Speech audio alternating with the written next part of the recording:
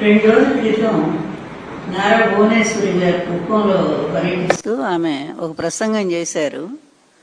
అది విన్న తర్వాత మీ ద్వారా ఆమెను కొన్ని ప్రశ్నలు అడుగుదామనుకుంటున్నాను నేను.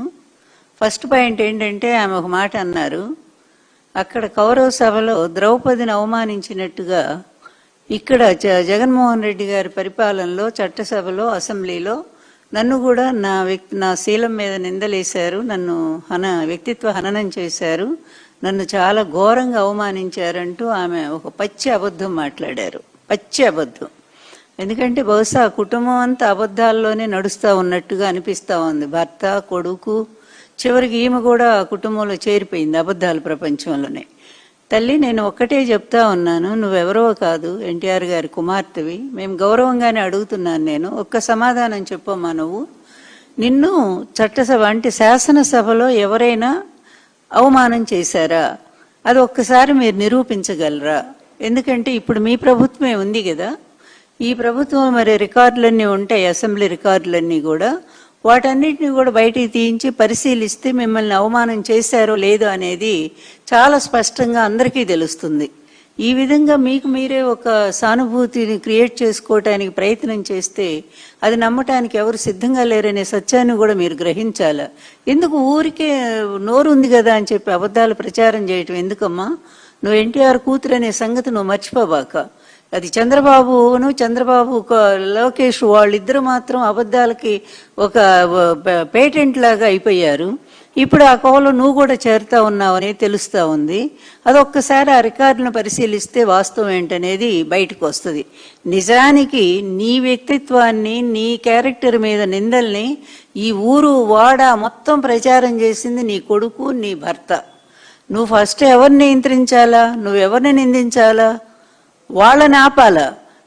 రాజకీయ ప్రయోజనాల కోసం నన్ను తీసుకెళ్లి బజార్లో పెడతారా అని చెప్పి వాళ్ళని నీ కొడుకు 4 తన్నులు తన్నాలా, 4 దెబ్బలు వేయాలా? ఇట్లాంటి పిచ్చి పిచ్చి ప్రచారాలు తల్లి మీద ఎవరైనా తీసుకెళ్తారా జనంలోకి అని చెప్పి, అది పోయి నువ్వు కూడా ఎవరో మీద నిందలేస్తే ఎట్లమ్మా? అప్పుడు మీ పార్టీలో ఉన్నవారే మిమ్మల్ని ఒక మాట అంటే నిజంగానే ఆ రోజు అందరం ఖండించాము. ఎందుకంటే ఒక మహిళను ఆ విధంగా అవమానించకూడదని. కానీ అంతకుముందు నీ కొడుకు, నీ భర్త, వాళ్ళ కుటుంబం స్త్రీల మీద చేసిన అవమానాలను కూడా నువ్వు ఒక్కసారి గనక గమనించి ఉంటే నువ్వు వాళ్ళనే ముందు నిందించి ఉండేదానివి. ఎవరైనా స్త్రీలంటే స్త్రీలే కదా. అలాంటిది రాజకీయ ప్రయోజనం కోసం నీ భర్త నిన్ను మొదటి నుంచి కూడా ఈ విధంగానే వాడుకుంటానే ఉన్నాడు. పార్టీలో చేరే దగ్గర నుంచి కూడా ఇప్పటి వరకు కూడా నిన్న రాజకీయ ప్రయోజనాలకు అడ్డం పెట్టుకొని వాడుతున్నాడు. అలాగే నీ కొడుకు కూడా అట్లాగే తయారయ్యాడు. అందువల్ల నువ్వు ఒక్కసారి అది ఆలోచన చేసుకోమ్మా. నిజంగా నువ్వు బాధపడుతున్నావే, నిన్నేదో అన్నారు, నన్ను ఏదో అన్నారని.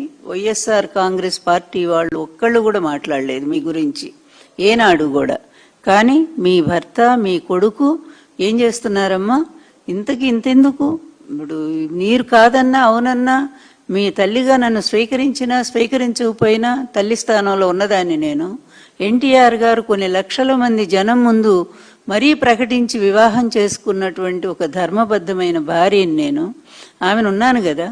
ఆ రోజు నుంచి ఈ రోజు వరకు కూడా నా క్యారెక్టర్ అసాసినేషన్ ఎంత దారుణంగా చేస్తున్నారో నీ భర్త దగ్గర నుంచి నీ కొడుకు.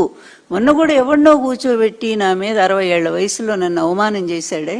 మరి ఒక్కసారి నిజమైన తల్లివైతే, నిజంగా స్త్రీ అని చెప్పి నువ్వు బాధపడతా ఉన్నావే, సాటి స్త్రీల బాధ గురించి ఆలోచించాల్సిన అవసరం నీకు లేదా? నీ బాధ నీ ఒక్కదానికైనా? నువ్వేమైనా ప్రత్యేకమా? మేమంతా స్త్రీలం కాదా? మేమంతా కూడా పెద్ద కుటుంబాల్లో ఉన్నవాళ్ళం కాదా? మేమంతా ధర్మ మార్గంలో నడిచేవాళ్ళం కాదా? ఈ విధంగా ఇష్టం వచ్చినట్టుగా నన్ను మాట్లాడి అసహ్యకరమైనటువంటి భాషతో ఇప్పటికి కూడా ట్రోల్ చేస్తూనే ఉన్నారు. ఐటీడీపీ ద్వారా అతి దారుణంగా చేస్తూనే ఉన్నారే. మరి ఒక్క రోజన్న ఇది తప్పు అని చెప్పి వాళ్ళకు నువ్వు చెప్పావమ్మా? ఇంతెందుకు? రాష్ట్రంలో మహిళల మీద జరుగుతున్న అన్యాయాలు, అతి దారుణమైన అన్యాయాలు, ఈ తెలుగుదేశం పార్టీ, అందులో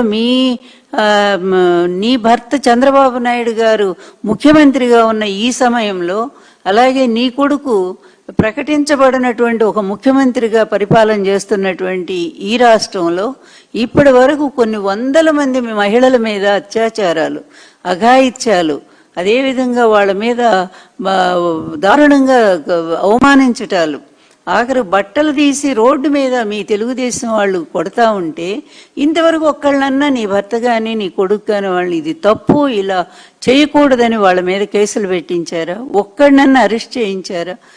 పసి కోనలే మైనర్ తేలినటువంటి చిన్న చిన్న బిడ్డల మీద అత్యాచారాలు చేసి చంపేశారే, వాళ్ళు అసలు వాళ్ళ మీద కేసు ఎక్కడైనా ఉందా?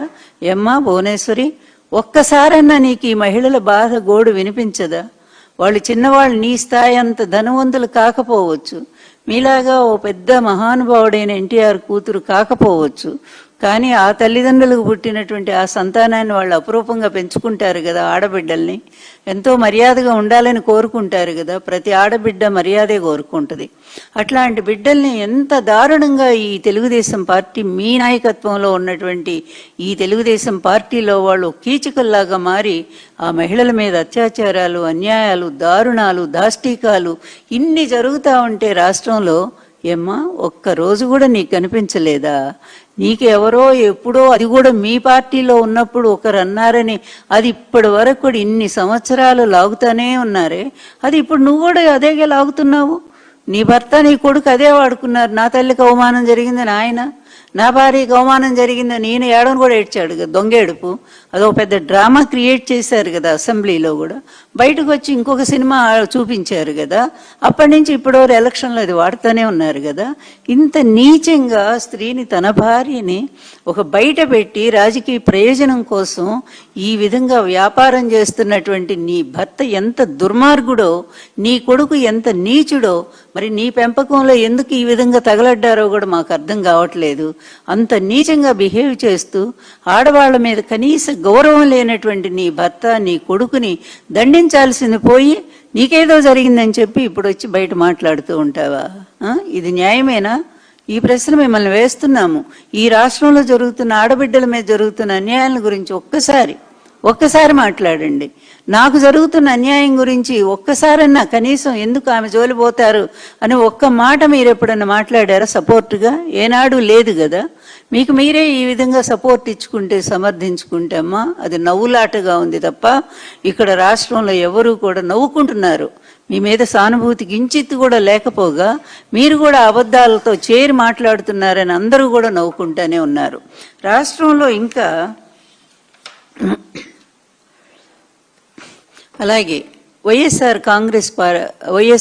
గారి కుటుంబం గురించి కూడా మీ వాళ్ళు ఎంత నీచమైన వ్యాఖ్యలు చేశారమ్మా. వారి కుటుంబం గురించి, ఆ స్త్రీల గురించి, షర్మిల దగ్గర నుంచి, విజయమ్మ గారి దగ్గర నుంచి, భారతి గారి వరకు కూడా ఎంత హీనంగా ఇప్పటికి కూడా చేస్తున్నారు కదా. నీచమైన బొమ్మలేసి ఎన్ని రకాలుగా ట్రోల్ చేస్తూ ఉన్నారు కదా. మరి ఒక్కసారన్నా నీ కొడుకు ఆ సంస్కారం నేర్పించావా భువనేశ్వరి? ఒక్కసారన్నా కూడా ఈ విధంగా కుటుంబంలో ఉండే స్త్రీలను ఎందుకు మీరు బయటకు లాగుతున్నారు? ఎందుకు దారుణంగా వాళ్ళని ఈ విధంగా క్యారెక్టర్ అసాసినేట్ చేస్తున్నారని ఒక్కసారన్నా మందలించావా? నిజంగా ఇంకొక తల్లి అయితే, నాలాంటి తల్లి అయితే చెప్పు తీసుకొని పళ్ళని రాలగొట్టేదనమాట. ఎందుకంటే ఇట్లాంటి పనికిమాలిన స్త్రీలందరూ తల్లుల్లాంటి వాళ్ళు, చెల్లెల్లాంటి వాళ్ళు, పరాయి స్త్రీలు. అలాంటి వాళ్ళని గౌరవించాల్సింది పోయి ఈ విధంగా వీధుల్లో పెట్టి వాళ్ళ ఫోటోలు ఇష్టం వచ్చినట్టు మార్ఫింగ్లు చేసి అసహ్యకరమైనటువంటి బొమ్మలతో చేస్తూ ఉంటే ఇది నువ్వు భరిస్తున్నావా, లేకపోతే నువ్వు కూడా ఎంకరేజ్ చేస్తున్నావా? అట్లా చేయండి అని దీని గురించి మాట్లాడమ్మా భువనేశ్వరి. ఫస్ట్ నువ్వు ఆ స్త్రీలు కదా, మనకంటే కూడా ఇంకా గౌరవమైన కుటుంబంలో ఉన్నవాళ్లే కదా. అట్లాంటి స్త్రీల గురించి అసభ్యంగా నీ కొడుకు, నీ భర్త ఈ విధంగా సోషల్ మీడియా ద్వారా వాళ్ళని వ్యక్తిత్వ హననం చేస్తా ఉంటే మీ నోరేమైందమ్మా? మీరెందుకు వాళ్ళని మందలించట్లేదు? దీనికి కూడా మీరు సమాధానం చెప్పాల్సిన అవసరం